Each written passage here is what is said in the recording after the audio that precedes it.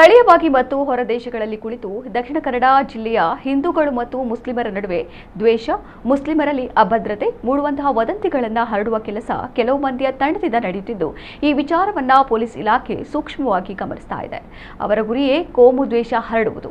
ಇಂತಹ ಕೃತ್ಯದಲ್ಲಿ ತೊಡಗಿರುವವರ ವಿರುದ್ಧ ಕಠಿಣ ಕ್ರಮ ಕೈಗೊಳ್ಳಲಾಗುವುದು ಎಂದು ಮಂಗಳೂರು ನಗರ ಪೊಲೀಸ್ ಆಯುಕ್ತ ಸುಧೀರ್ ಕುಮಾರ್ ರೆಡ್ಡಿ ತಿಳಿಸಿದ್ದಾರೆ. ಮೂಡುಬಿದ್ರೆಯ ಸಂಸ್ಥೆಯೊಂದರ ಕಾರ್ಯಕ್ರಮದ ವೇಳೆ ಪೊಲೀಸರು ದಾಳಿ ಮಾಡಿ ಅಲ್ಲಿನ ಅಡುಗೆಯನ್ನ ಪರಿಶೀಲನೆ ನಡೆಸಿದ್ದಾರೆ ಎಂದು ಆರೋಪಿಸಿ ಸಾಮಾಜಿಕ ಜಾಲತಾಣದಲ್ಲಿ ಸಂದೇಶಗಳನ್ನು ರವಾನಿಸಲಾಗುತ್ತಿರುವ ಹಿನ್ನೆಲೆಯಲ್ಲಿ ಆಯುಕ್ತರು ಈ ಪ್ರತಿಕ್ರಿಯೆಯನ್ನು ನೀಡಿದ್ದಾರೆ.